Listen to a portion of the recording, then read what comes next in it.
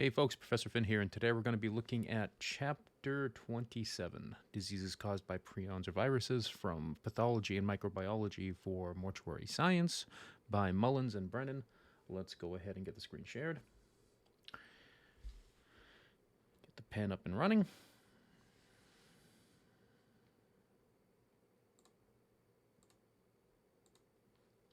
And get started. So first up, we have prions. Prions are small, proteinaceous, infectious particles that are resistant to most procedures that modify nucleic acids.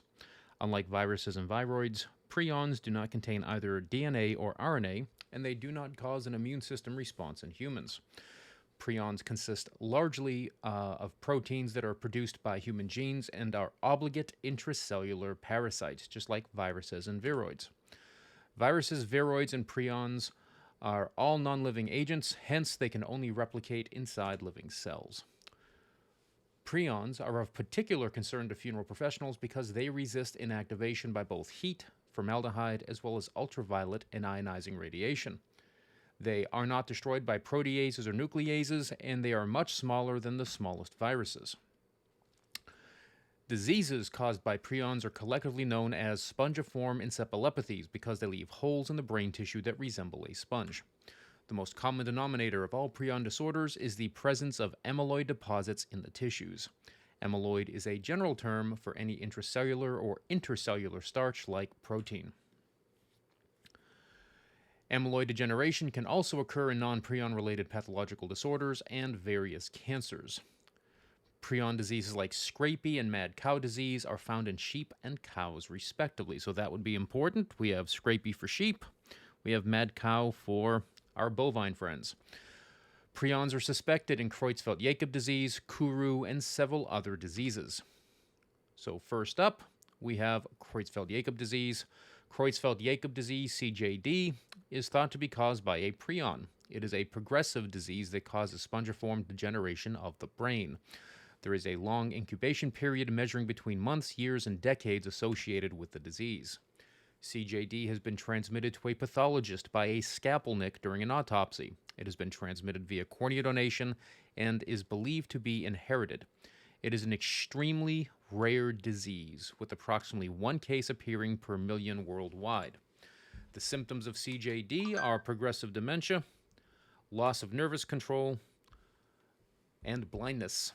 In the majority of cases, it is fatal within 1 year of onset of symptoms. There is no treatment for CJD.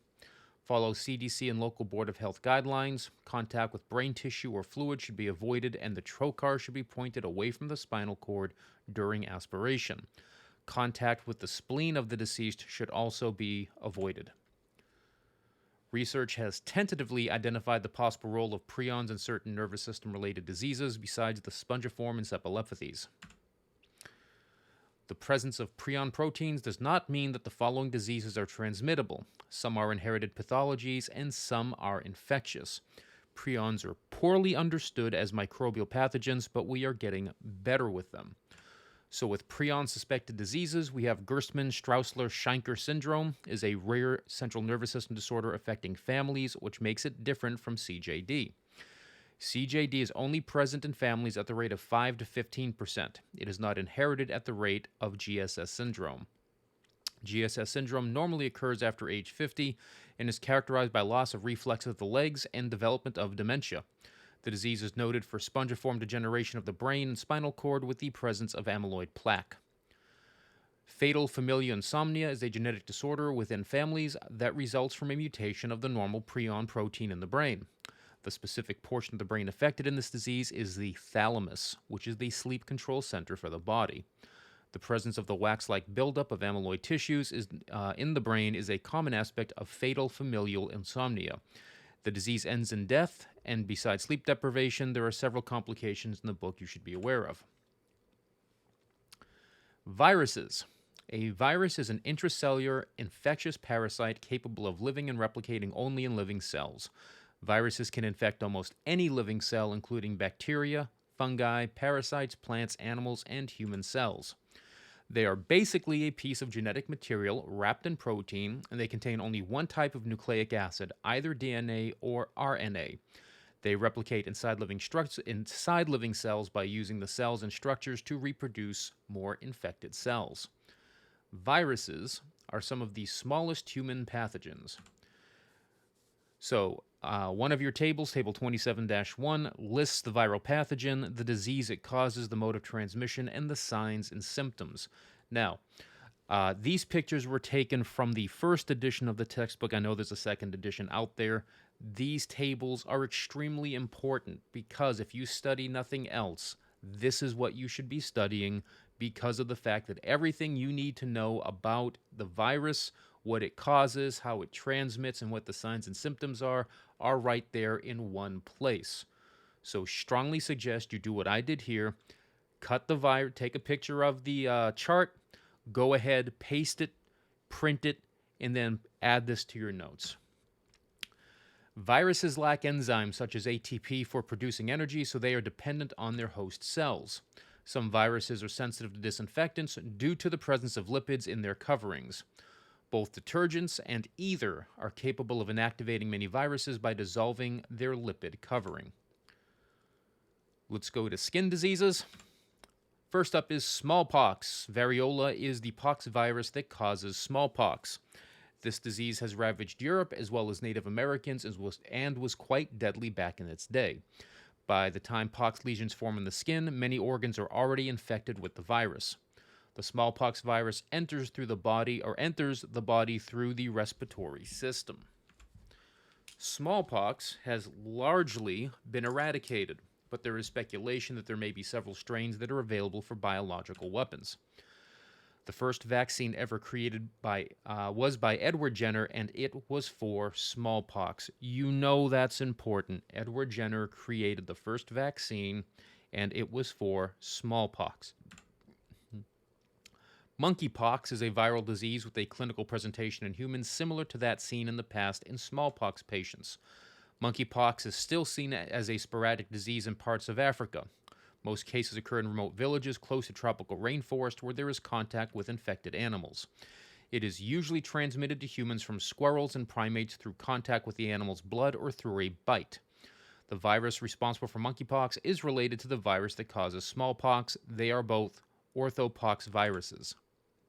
Vaccination against smallpox also gives protection against monkeypox. The death rate from monkeypox is highest in young children, reaching about 10%. There have been some cases in the United States. Monkeypox is not spread readily among humans, but it may be contracted through contact with contaminated animals. Next up, we have measles. Rubeola virus is the cause of a dermatologic disease known as measles. Measles is extremely contagious and is spread from person to person through the respiratory route. Humans are the only reservoir for this virus. Humans are the only reservoir for measles. You know that is important. Measles is similar to chickenpox and smallpox in its development. The infection spreads from the respiratory system after approximately 10 to 12 days, causing the same symptoms as the common cold. A rash appears in the face, which spreads to the trunk and then to the extremities. Encephalitis can develop in some cases of measles. German measles is caused by the rubella virus. It is a more mild form of measles than rubeola, and often its symptoms are subclinical. German measles are characterized by a rash of red spots and fever. Encephalitis can occur in adults who have contracted German measles. The incubation period of German measles is approximately 2 to 3 weeks. This disease is spread via the respiratory route. Congenital rubella syndrome is a form of birth defect that occurs when the mother becomes infected with the rubella virus in her first trimester. 15% of babies born with congenital rubella syndrome die within their first year, while the others suffer from a variety of disfigurements and developmental problems. A vaccine has been developed to control the spread of rubella, and women who have been inoculated with the vaccine are protected 90% of the time for at least 15 years. Chickenpox and shingles. Chickenpox is an acute inflammatory disease caused by the virus varicella zoster. The same virus also causes shingles. Chickenpox is an infectious disease spread by respiratory tract transmission. Its primary symptom is the development of lesions on the skin. The blisters last 3 to 4 days and fill with pus, causing crusting. Lesions are typically found on the face, neck, and lower back, but can occur on the chest and shoulders. Chickenpox can be fatal from related encephalitis and viral pneumonia. Chickenpox is a childhood disease that can be contracted by adults. When chickenpox appears in adults, they are likely to develop more severe symptoms with a higher mortality rate than children who contract the disease. Varicella zoster is a herpes virus and can remain latent in the body. After recovery, the virus remains indefinitely in the dorsal root ganglia of the spinal cord. Under periods of stress or compromised immunity, the virus can be reactivated, causing skin lesions in the form of shingles. The blisters from shingles are found around the waist, face, chest, and back. The vesicles follow the affected cutaneous sensory nerve and usually affect only one side of the body. Shingles is a painful disorder that can lead to nerve impairment and paralysis. It is fatal in approximately 17% of reported cases. Herpes. Herpes is both a sexually transmitted disease and an infectious disease of the integument. Herpes simplex 1 viruses cause fever blisters and cold sores, and simplex 2 causes sexually transmitted herpes infections. So 1 is not the STD. Simplex 2 is the STD. Herpes simplex 1 virus is transmitted by oral or respiratory routes. Almost everyone has been infected with the herpes simplex 1 virus during infancy. Cold sores can appear due to excessive exposure to ultraviolet rays from the sun, emotional upsets, or hormonal changes during menstruation. In cases of herpetic keratitis, the herpes simplex 1 virus can lead to infection of the cornea of the eye. During latency, the herpes simplex 1 virus remains dormant in the trigeminal nerve ganglia of the brain. Herpes simplex 2, or genital herpes, is caused by the herpes simplex 2 virus. About 45 million people ages 12 or older, or 1 out of 5 of the total adolescent and adult population, are infected with this virus. African Americans are more at risk than Caucasians. The largest increase in the rate of genital herpes is currently among Caucasian teens. Most individuals have no sign or symptoms from herpes infection. When signs do occur, they typically appear as 1 or more blisters on or about the genitals or rectum. Blisters break, leaving tender sores that may take 2 to 4 weeks to heal the first time they occur. Secondary outbreaks are generally less severe and shorter than the original. The consistent and correct use of latex condoms can help protect against infection. Skin-on-skin contact will transmit the disease. There is no cure for genital herpes, although there are medications that can limit the number and severity of recurrences of the symptoms of this disease. Next up, we have respiratory tract infections. First up is influenza, or the flu. The flu is an acute viral inflammatory disease of the respiratory system. The influenza virus consists of 8 weakly linked RNA segments enclosed in a layer of protein and an outer bilayer of lipids. It is spread through a variety of human and animal strains. Migratory birds can carry the virus over large geographic areas. Some of the more common types of influenza virus are the swine flu, Hong Kong flu, Asiatic flu, avian flu, and equine flu. The symptoms of influenza are fever, chills, headache, cough, sore throat, and extreme fatigue. Diarrhea is not usually found in the cases of the flu. Stomach flu is an infection of the digestive tract caused by a bacteria and is not viral influenza. So, important note, stomach flu is a bacterial infection, essentially, and not caused by an influenza virus. The common cold. Over 1 billion colds occur in the United States each year. The signs and symptoms of the common cold are some of the most common of any illness known, since almost everyone has experienced them at some point. The common cold begins with sneezy, scratchy throat and a runny nose. Symptoms and signs generally last only 1 to 2 weeks. The common cold is one of the leading causes of healthcare visits and school or job absences. In 1996, colds cost 45 million days of restricted activity and 22 million days lost from school. There are more than 200 different viruses known to cause the symptoms of the common cold. The 2 most common are rhinoviruses and coronaviruses. The common cold is age-dependent, with children having between 6 and 10 colds per year due to their relative lack of resistance. People over 60 have 1 or no colds due to their immune resistance. Symptoms usually present 2 or 3 days after infection. Occasionally, colds lead to secondary bacterial infections of the middle ear or sinuses. The cold is spread through both direct and indirect contact. Hand washing is one of the best ways to reduce the spread of this virus. Hantavirus pulmonary syndrome. Hantavirus belongs to the bunyavirus family, which contains 5 genera of viruses that are made up of single-stranded RNA viruses. Hantavirus is the only virus in the bunyavirus family that is rodent-borne. All others are arthropod-borne. Hantavirus is the only virus in the bunyavirus family that is rodent-borne. You know that's important. All the rest are arthropod. Hantavirus causes a respiratory disease known as hantavirus pulmonary syndrome, or hantavirus disease, abbreviated as HPS. Although HPS is spread through contact with rodents, especially mice, many infected people do not report contact with rodents. Contact with rodent excrement, and not just the rodents, can create the infection. The average age of persons infected is 37, with about 75% being Caucasians and 22% Native Americans.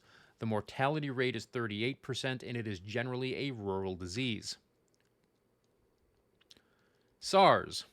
Severe Acute Respiratory Syndrome, or SARS, is a respiratory illness common in Asia, North America, and in Europe. It generally begins with a fever greater than 104 degrees, or 38 degrees Celsius. Other symptoms include headache, a feeling of discomfort, and body aches. After 2 to 7 days, a dry cough and trouble breathing may develop. The primary way that SARS is spread appears to be close person-to-person contact and by respiratory droplet inhalation. Most cases have occurred in the United States among travelers returning from other parts of the world. Scientists have detected a previously unrecognized coronavirus in patients with SARS. The new virus is the leading hypothesis for the cause of this disease. On to diseases of the central nervous system. First up, we have rabies. Rabies is an acute neurotropic infectious disease caused by the rhabdovirus known as the rabies virus. The rabies virus is shaped like a bullet. Rabies can spread to humans via the bite of infected animals or through aerosols of the virus entering the body. The virus then colonizes in the skeletal muscle and connective tissue for a period of between a few days and several months. The rabies virus then travels along a peripheral nerve to the spinal cord and brain, where it causes encephalitis. Since lymph does not circulate in the brain and spinal cord, the immune system cannot suppress the infection once it reaches the central nervous system. Because of its relatively long incubation period, a vaccine can be given that is quite effective in controlling the spread of the virus to the central nervous system. It is administered in a series of injections over a 28-day period. The current injection is relatively painless, similar to a flu or tetanus vaccine. Now we have polio. Poliomyelitis, or polio, is a neurotropic viral infection caused by the polio virus. Less than 1% of infected individuals develop paralysis. 10% of those with polio will develop symptoms such as sore throat, headache, fever, and nausea. Humans are the only known host for polio, and infected populations shed the virus in their feces. Humans are the only known host for polio. You know that's important. The virus is usually transmitted through contaminated water supplies. The poliovirus multiplies first in the throat and small intestine, and then it travels to the lymph nodes of the neck and ileum. The virus spreads to the blood, causing viremia, at which point the infection has run its course in the vast majority of cases. If the disease spreads past this stage to the central nervous system, it migrates toward the anterior horn cells of the motor nerves of the spinal cord. There are 2 common vaccines for polio: the Salk vaccine and the Sabin vaccine. Salk's vaccine is a bunch of shots, while Sabin's is orally ingested, and polio has been eradicated from most parts of the world. We now have encephalitis. Viral encephalitis, which is an inflammation of the brain, is caused by an arthropod-borne arbovirus that has a variety of strains causing endemic outbreaks of encephalitis worldwide. Mosquitoes carry the virus from infected animals to humans. Viral encephalitis is fatal in about 25% of the cases. Viral encephalitis is characterized by chills, headache, fever, confusion, and coma. The spread of encephalitis is best dealt with by controlling local populations of mosquitoes. West Nile virus. West Nile virus is a flavivirus commonly found in Africa, West Asia, and the Middle East. It is closely related to the St. Louis encephalitis virus found in the United States. The virus can infect humans, birds, mosquitoes, horses, and some other mammals. This virus usually causes mild disease in people with flu-like symptoms, only lasting a few days and no lasting health effects. Spread of this disease is limited through mosquito control. West Nile encephalitis, West Nile meningitis, and West Nile meningoencephalitis are more severe forms of the disease caused by this virus. West Nile virus has been found in humans, birds, and other vertebrates in Africa, Eastern Europe, West Asia, and the Middle East, but had not been previously documented before 1999 in the Western Hemisphere. It is permanently established in the Western Hemisphere at this point. We now move on to visceral diseases. First up, we have hepatitis. Hepatitis is an inflammatory disorder of the liver. It is most commonly spread by 5 separate viruses. We will only cover the 3 most common. First up is hepatitis A, also known as infectious hepatitis. It is spread via the fecal-oral route by the ingestion of contaminated water and food. The hepatitis A virus contains single-stranded RNA, and there are no animal reservoirs for hepatitis A virus. You know that's important. There are no animal reservoirs for hepatitis A. The virus resides in the epithelial lining of the human intestinal tract. After sufficient growth time, it replicates in the blood, and the kidneys, liver, and spleen become infected. The virus is believed to survive for days on countertops and other fomites. Hepatitis A is resistant to normal levels of chlorine in water. Mollusks, which live in contaminated water, are a source of infection when eaten undercooked. The incubation period averages about 4 weeks, and there is no chronic form of hepatitis A infection. You know that is important. There is no chronic form of hepatitis A infection. By the time the symptoms of this virus are observable, individuals are no longer infectious. Hepatitis B, or serum hepatitis, is spread through contaminated body fluids such as blood.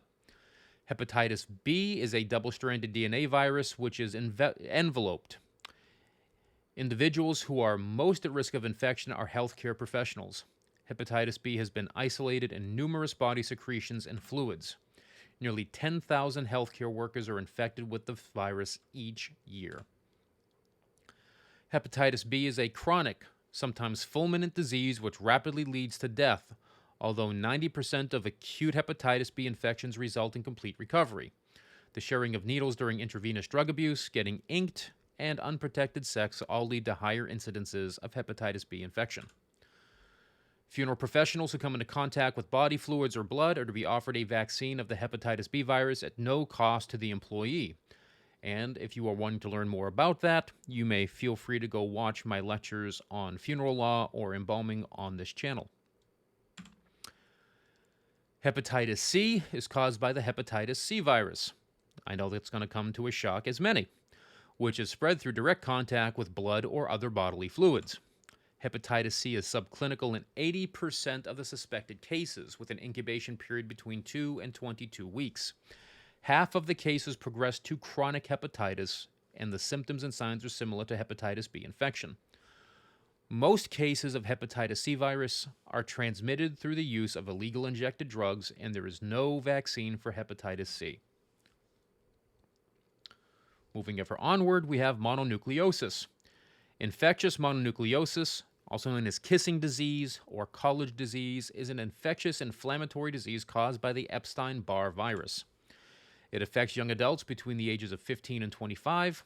Outside of the United States, the disease is asymptomatic for most children because they are exposed to Epstein-Barr at an early age.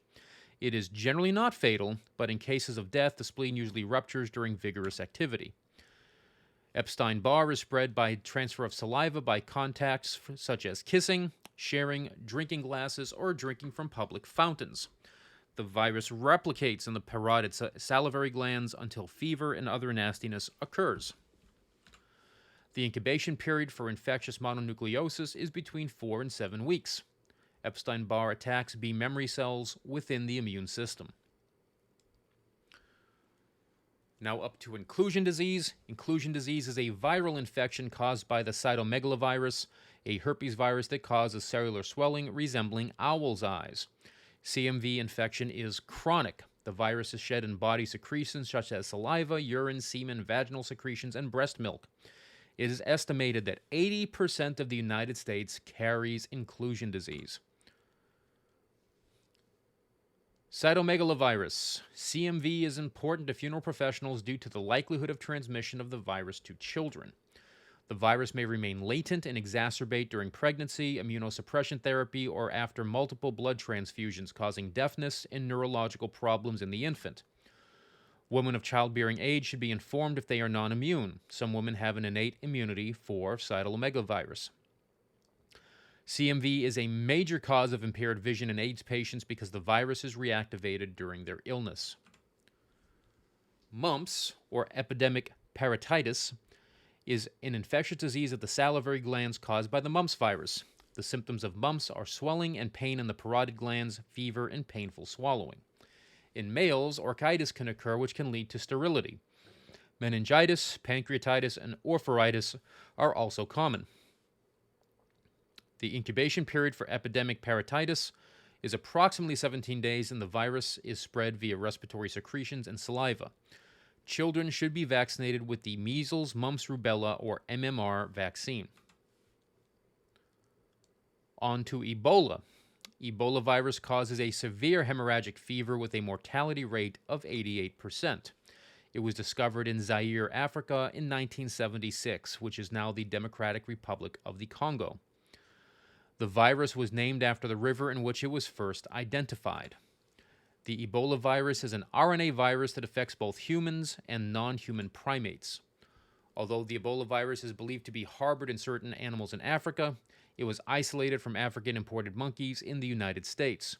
Your book shows its date, as we certainly have had Ebola hemorrhagic cases in the United States, and more than likely in the second edition it removes the reference that we have not had cases in the United States. This disease can spread between people by way of nosocomial routes, needle stick injury, or contact with infected bodily fluids. It is not known why some individuals recover from the disease and others do not. The hypothesis is most people actually die from the dehydration associated with the hemorrhagic fever, and those individuals who can stay hydrated either through drinking liquids or IV fluid injection have a chance of recovery. Moving on to immunological diseases. First up, we have AIDS. Acquired immunodeficiency syndrome is a contagious disease that compromises the immune system. It is caused by the human immunodeficiency virus, which is transmitted in body fluids. There is no cure for AIDS. However, there are treatments which will lengthen the lives of HIV-infected individuals, and HIV is capable of becoming multi-drug resistant. There are two forms of HIV. Both have similar modes of transmission and are associated with similar opportunistic infections and AIDS. HIV-2 seems to develop more slowly and to be milder than the original. HIV is a retrovirus that affects T cells within the immune system. It attacks the RNA of the T cell, causing the T cell to alter its DNA structure to that of HIV. The result is that when infected T cells replicate, the T cell creates more HIV. AIDS is the final stage of human immunodeficiency virus infection.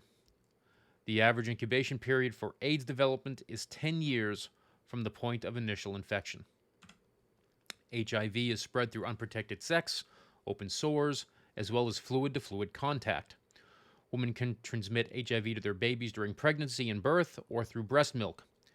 A female treated with the drug AZT, whose baby is delivered by cesarean section, reduces the risk of transmission to about 1%. The AIDS epidemic is growing most rapidly among minority populations and is a leading killer of African American males ages 25 to 44. AIDS affects nearly 7 times more African Americans and 3 times more Hispanics than Caucasians. Generally, HIV does not kill the host. A secondary opportunist infection is usually the cause of death, which results from the complication of having a suppressed immune system. Very important. HIV generally does not kill the host. It's the secondary infection which does the dirty deed.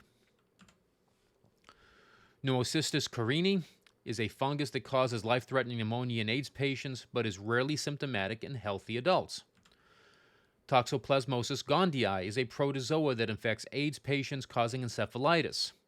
And cytomegalovirus is also problematic to the AIDS patient. Your book lists a number of microorganisms in the paragraph towards the end of the chapter, and all of those viruses should get kind of flagged as the important viruses that cause death. The increasing number of AIDS cases worldwide makes these otherwise benign infections even more hazardous to the funeral professional. Proper disinfection and preservation of the deceased is inherently a hazard to embalmers, but through the use of proper personal protection, equipment, and universal precautions, risks are reduced. Folks, this concludes the lecture. We will see you next video.